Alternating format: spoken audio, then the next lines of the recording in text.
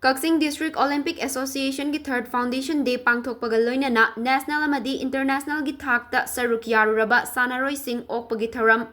wabagai awang laikai community hall da ngasi Pangthokkhre thawramaduda ADM Kakching Pangalbam Santi Kumar na haikibada sanaba haiba asina amaga khatna chainaba pumnamak thadoktuna santi purakpada achauba yumfam ama oiribani sanaba haibasi miyoiba jati gi haurakpadagi loinaraklaba mahayamani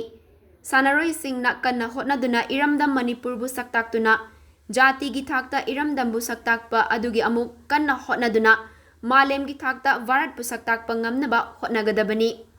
thawramaduda Kakching Jilla Parishad ki chairperson Elangbam Surendrajit Kairak Wabagai Jilla Parishad ki member Salam Dhanabir Luwang Wabagai Gram Panchayat Administrative Committee ki chairperson Maibam Nabachandra Kairak Gram Panchayat ki Administrative Committee ki chairperson Elangbam Ongbi Santi Laima amadi Kakching District Olympic Association ki President Khetrimayum Dharmadasu thawramaduda saruk yaki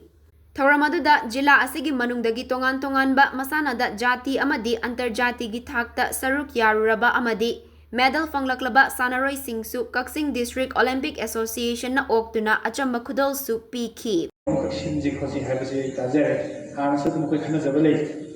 yamna phaba khongthangni thawaldasu tawdore haba wai ki thabihi thawalsu tawdasno Kakching su tawche duga heba tanaraga lore manipurda leriba tukuriba magi angam bhoda jasanu aduga aroibada punamakse koi manipur represent tawgadabu hakani aduga manipur haraga heda sapuraga India and picture sports ki mafam pagi map ta India ki sa mafam amakha khamna ho na rakuda mayam ki loino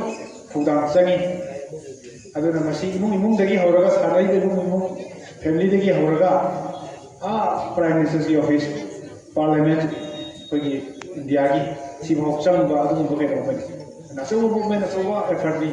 aduna masi India ki pibam si ekhoni India man da sanajar ga so India ki bhagam lai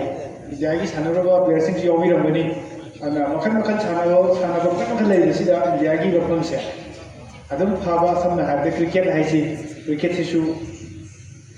country yang sanajar ga so India si yang lawana ranking le bagi ro